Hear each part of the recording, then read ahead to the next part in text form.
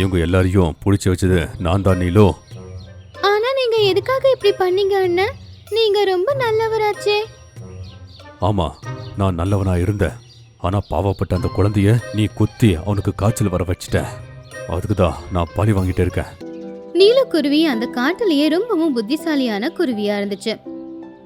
ஒரு நாள் பறவைங்க எல்லாருமே குளத்துல தண்ணி குடிக்கிறதுக்காக போனப்போ சோனுபுரா அங்க இருக்கிற ஒரு கொய்யா பழத்தை பார்த்துச்சு. அடங்கப்பா, அங்க பாரு என்னோட ஃபேவரட் கொய்யாக்கா. சோனு அண்ணன், பக்கத்துல போகாதீங்க. நம்ம காட்டுல எங்கேயுமே கொய்யா மரம் இல்ல. அப்படி இருக்கும்போது இந்த கொய்யா பழம் இங்க எப்படி வந்துச்சு? எனக்கு ஏதோ இது பிரச்சனை அப்படின்னு தோணுது அட, யாராச்சும் தூக்கிட்டு போகும்போது கீழே விழுந்துருக்கோம் அப்படின்னு சொல்லி சோனுபுரா கீழே போச்சு. அது அந்த கொய்யா பழத்தை கடிக்கிறதுக்காக போச்சு. அப்போ தரையில இருந்து ஒரு வலை வந்துச்சு. அதுக்குள்ள சோனுபுரா மாட்டிக்கிச்சு. சோனு அண்ணன், அப்பதான் மரத்துக்கு பின்னாடி ஒளிஞ்சிருந்த வேட்டைக்கார வெளியில வந்தான். ஒடுங்கப்பா சோனுபுரா, உன்னை கடைசியா நான் பிடிச்சிட்டேன் பாத்தியா? நான் உடனே ஏதாச்சும் பண்ணியே ஆகணும், இல்லனா சோனு அண்ணனா அந்த வேட்டைக்காரன் தூக்கிட்டு போயிடுவானே அப்படின்னு சொல்லி நீலக்குருவி யோசிக்க ஆரம்பிச்சுது. அப்போ தூரத்துல ஒரு மரம் இருந்ததை கவனிச்சுது. அதுல பெரிய பெரிய இலைகள் இருந்துச்சு. அந்த இலையில இருந்து பச்சை நிறத்துல ஏதோ ஒரு தண்ணி தரையில கீழே வந்து கொட்டிக்கிட்டு இருந்துச்சு. இந்த பக்கம் வேட்டைக்காரன் அந்த சோனுபுராவை கையில தூக்கிக்கிட்டான்.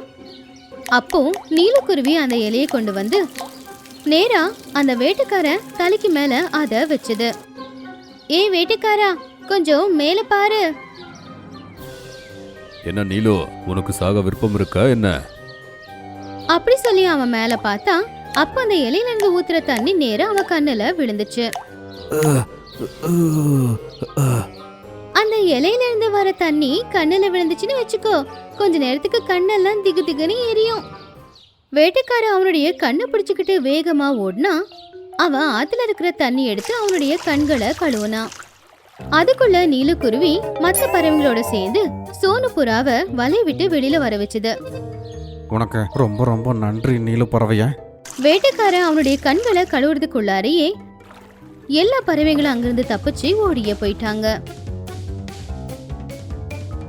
இந்த நிலுவை நான் ஏதாச்சும் கண்டிப்பா பண்ணி ஆகணும். போலான என் கூட இருந்திருந்தா இந்த நிலுவை ஈஸியா புடிச்சிருப்பான் அவன். அப்படின்னு சொல்லி அந்த வேட்டைக்காரன் அவனுடைய குடிசைக்கு வந்தான். அங்க வீட்டுல அவன் கூட பிறந்த அவனுடைய அண்ணன் அவனுக்கு பிறந்த குழந்தைக்கு முன்னாடி உக்காந்துக்கிட்டு அந்த குழந்தை கூட விளையாடிக்கிட்டு இருந்தான். முன்னா, நீ சிரிக்கும்போது எவ்வளவு அழகா இருக்க தெரியுமா? அத பார்த்த உடனே தம்பி வேட்டைக்காரனுக்கு ஒரு யோசனை வந்துச்சு. காலையில குழந்தையுடைய அழுகை சத்தத்தை கேட்ட உடனே அண்ணா வேட்டைக்காரன் எழுந்திருச்சான்.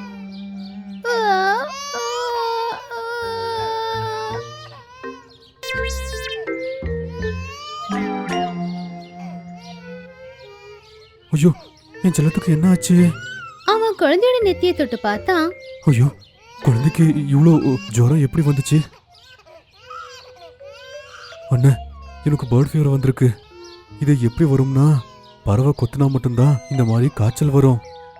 நீ என்ன சொல்லிக்கிட்டே இருக்க? குழந்தைக்கு எந்த பறவை வந்து கொத்திருக்கோம்? நேற்று ராத்திரி நீலு பறவை உன்னாக்கிட்ட இருக்கிறது நான் பார்த்தேன். அதோட வேலை தான் இருக்கும். நான் பாவப்பட்டு பறவைங்களை வேட்டையாடுறத நான் விட்டுருந்தேன். அவங்க என் குழந்தைக்கு இப்படி பண்ணுவாங்களா? இப்ப பாரு நான் என்ன பண்றேன்னு. எஸ், இப்ப இருக்கு பாரு. ஒரு நாள் சோனுபுராவும் அதோட பொண்டாட்டியும் அவங்க கூட்டுக்கு வந்தாங்க. அவங்க 2 பேருமே அவங்க கூட்டுக்கு பக்கத்துல வந்து உட்கார்ந்த உடனே அவங்க மேல ஒரு வலை வந்து விழுந்துச்சு. ஐயோ, இந்த வலை திடீர்னு எப்படி இங்க வந்துச்சு? கொஞ்ச நேரத்துக்கு அப்புறம் புல்புல்க்கும் அதோட குழந்தைக்கு கூட அதே மாதிரி தான் நடந்துச்சு. அவங்களும் அவங்க கூட்டோட சேர்ந்து வலையில மாட்டிக்கிட்டாங்க. இப்படி அந்த காட்டை சேர்த்த எல்லா பறவைங்களும் ஒவ்வொருத்தங்களா வலையில மாட்டிக்கிட்டாங்க. ஆனா இது எல்லாத்தையும் யார் பண்றாங்கன்னு யாருக்குமே புரியல. நீலப்பறவை அவளுடைய தோழியை பாக்குறதுக்காக பக்கத்து காட்டுக்கு போயிருந்தா. அவளுடைய காட்டுக்கு வரும்போது எல்லாருமே வலையில மாட்டிக்கிட்டு இருந்தத அவ கவனிச்சா. அட, நீங்க எல்லாரும் வலையில எப்படி மாட்டிக்கிட்டீங்க? அப்பதான் அண்ணன் தம்பி வேட்டைக்காரங்க 2 பேரும் அங்க வந்தாங்க. இவங்க எல்லாரையும் புடிச்சு வச்சது நான் தான் நீலோ. ஆனா நீங்க எதுக்காக இப்படி பண்ணீங்க அண்ணன்? நீங்க ரொம்ப நல்லவராச்சே. ஆமா, நான் நல்லவனா இருந்தேன். ஆனா பாவப்பட்ட அந்த குழந்தைய நீ குத்தி அவனுக்கு காய்ச்சல் வர வச்சிட்ட.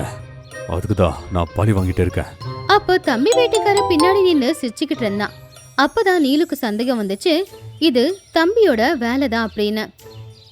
அண்ணன், இப்போ என்ன நீங்க உடனே உங்க முன்னா கிட்ட கூட்டிக்கிட்டு போங்க. அங்க சொல்லுங்க என்னால அவனுக்கு எப்படி பிரச்சனை வந்துச்சுங்கிறத.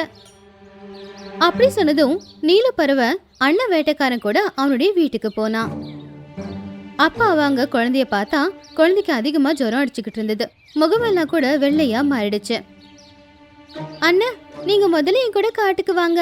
இந்த ஜுரத்துக்கு எது மருந்துன்னு எனக்கு நல்லா தெரியும். அப்படி நீல பறவை அண்ணன் வேட்டைக்காரனை ஒரு இடத்துக்கு கூட்டிட்டு போச்சு. அங்க ஒரு செடி இருந்துச்சு. அந்த செடியில மஞ்சள் நிற பூக்கள் இருந்துச்சு. அண்ணன், இந்த பூவை பறிச்சுக்கோங்க. வேட்டைக்காரனும் அந்த பூவை பறிச்சான். அதுக்கப்புறம் அவங்க 2 பேரும் அந்த பூவை வீட்டுக்கு கொண்டு வந்தாங்க. இந்த பூவோட வாசத்தை முன்னாவை சுவாசிக்க வைங்க. அப்படி சொன்னதும் வேட்டைக்காரன் அந்த பூவை முன்னாவோட மூக்குக்கு பக்கத்துல வச்சான். முன்னா அந்த பூவோட வாசத்தை முகர்ந்து பார்த்த உடனே அவன் முகம் வெள்ளையா இருந்ததும் மறைஞ்சு போச்சு. அவன் நல்ல குணமாகி சிரிக்க ஆரம்பிச்சான். அட, முன்னா சிரிச்சுக்கிட்டே இருக்கா. அப்படி சொல்ல அவன் குழந்தையோட நெத்தில கை வச்ச உடனே ஜுரமும் சுத்தமா இருக்கல. உனக்கு ரொம்ப நன்றி நீலு. ஆனா நீ சொல்லு, முன்னாவுக்கு காய்ச்சல் உன்னால வரலையா? நான் உங்களுக்கு எல்லா விஷயத்தையும் சொல்றேன் அண்ணன். காட்டோட மேற்கு பகுதியில ஒரு செடியில வெள்ளைப்பூக்கள் பூக்கும்.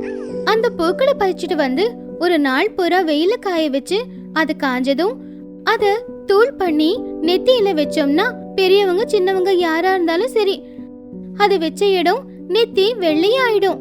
அது மட்டும் இல்ல, அவங்களுக்கு பயங்கரமா ஜுரம் அடிக்க ஆரம்பிச்சிடும். நான் முன்னாவோட நெத்தியில வெள்ளையா இருக்கிறத பார்த்துதான் கண்டுபிடிச்சேன்.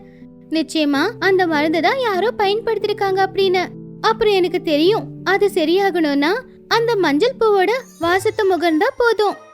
அப்படின்னு முன்னாவுக்கு அந்த பவுடரை யாரு போட்டிருப்பாங்க? அந்த தூளை பயன்படுத்துறவங்க கொஞ்ச நாள் வரைக்கும் அவங்க கையும் இதே மாதிரி வெள்ளையாதான் இருக்கும். முதல்ல உங்க தம்பியோட கைய நீங்க பாருங்க. மண்டோ, உன் கைய காட்டு. அண்ணா, இது பொய் சொல்லுது. அப்படியெல்லாம் ஒண்ணும் இல்ல. அப்ப அவன் வலு கட்டாயமா மோண்டுவோட கையை எடுத்து பார்த்தா அவனுடைய கையும் வெள்ளையாதான் இருந்துச்சு. மண்டோ, நீ இப்படி எதுக்கு பண்ண? அண்ணா, நீலுவுக்கு பாட புகட்டுறதுக்கு தான் நான் இப்படி எல்லாம் பண்ணேன். நீங்க கோவப்பட்டா நீலுவை நீங்க கொல்வீங்கன்னு தெரியும். நீலுவை கொல்றதுக்காக என் குழந்தைய நீ இப்படி பண்ணுவியா? அண்ணனுக்கு ரொம்ப கோவம் வந்துச்சு. அவன் உடனே தம்பிய அதே இடத்துல கட்டி போட்டுட்டான். அதுக்கப்புறம் அதே பவுடர் எடுத்து அவனுடைய நெத்தியில போட்டான். கைய கடவுளை, என்ன விட்டுருங்க. என்னோட உடம்பு ரொம்ப ரொம்ப வலிக்குது. இப்போ உனக்கு தெரியும்ல என் குழந்தைக்கு எவ்வளவு வலிச்சிருக்கும்னு. நீலு, வா என் கூட காட்டுக்கு போகலாம். காட்டுக்கு போய் போலா எல்லா பறவைகளையும் வலைய விட்டு வெளியில எடுத்தான். என்ன மன்னிச்சிருங்க பறவைகளா. அப்புறம் நீலு, உனக்கு ரொம்ப ரொம்ப நன்றி. நீ என்னோட குழந்தைய குணமாக்கிட்ட. அவனுக்கு ஏதாச்சும் ஆயிருந்தா என்னோட நிலைமை. நீங்க ரொம்ப நல்லவரு அண்ணன். போலா அங்கிருந்து வீட்டுக்கு வந்தான். அவனுடைய குழந்தைய மடியில தூக்கி வச்சு கொஞ்சம் ஆரம்பிச்சான். போலா அண்ணன், என்ன விடுதலை பண்ணுங்க. எனக்கு ரொம்ப ஜுரம் வருது. 2 நாளைக்கு உனக்கு விடுதலை இல்லவே இல்லை. மண்டு அழுவுற அழுகை சத்தம் அவனுடைய குடிசையை தாண்டி வெளியில எல்லாம் கேட்டுக்கிட்டு இருந்துச்சு. அப்புறம் போலா ரொம்ப சந்தோஷமா அவனுடைய குழந்தைய கொஞ்சிக்கிட்டு இருந்தான்.